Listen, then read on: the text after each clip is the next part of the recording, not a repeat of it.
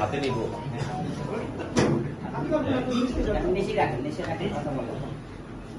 আসসালামু আলাইকুম সবাইকে। এখানে যারা গুণীজন এসছেন, সুরেনান ভাই আমাদের মাঝে এসছেন, দিদু ভাই, কাকু ভাই, যারা সিনিয়র এখানে আছেন, আমরা যারা আছি, আর ডেফিনেটলি স্কাটন ক্লাব আমাদের ছোটবেলা থেকে আমরা এখানে বড় হয়েছি। আসলে আমরা একসাথে অনেকে আছে যারা ক্রিকেটও খেলছি স্কাটনের জন্য, অপরচুনিটি ক্লাবের জন্য।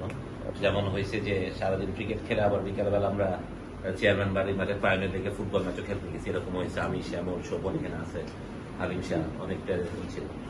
তো আসলে এখানে আমার মনে হয় যে একটা রিউনিয়নের মতন অনেকদিন পর স্কাটন ক্লাব আবার আমার মনে হয় পুনর্জীবিত হয়েছে। সেটা সবথেকে বড় জিনিস আমাদের মাঝে। আর আমি এই জন্য ক্লাবের যারা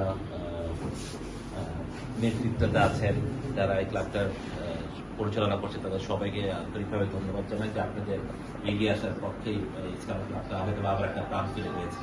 আর বিশেষ করে আমি বাবুভাইকে ধন্যবাদ দিই যে বাবুভাইয়ের অক্লান্ত পরিশ্রমে ডেফিনেটলি ওনাকে এই কমিটমেন্ট ছিল সবসময় স্পোর্টসের প্রতি।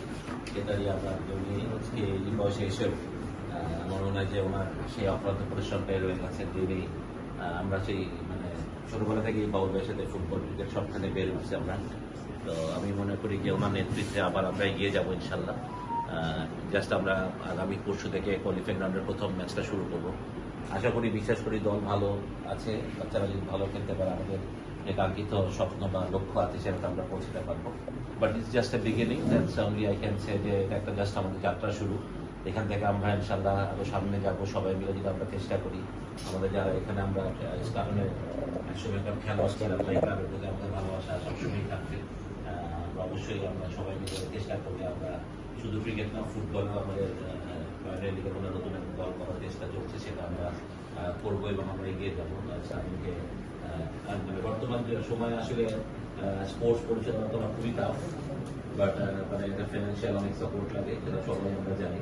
বাট তারপর ওইখান থেকে আমরা কিভাবে নিজেদেরকে আয়োজন গড়ে তুলতে পারি বা আগের সামনে দিকে নিতে পারি, সেটা সবারই অবদান থাকাটা খুবই জরুরি। আমি সবাইকে অনুরোধ করবো, আমরা যারাই আছি আমাদের যে যার জায়গা থেকে যদি আমরা সাপোর্ট করি, তারা আমার মনে হয় স্কাটন আরো তার হারানো গল্পটা ফিরে পাবে।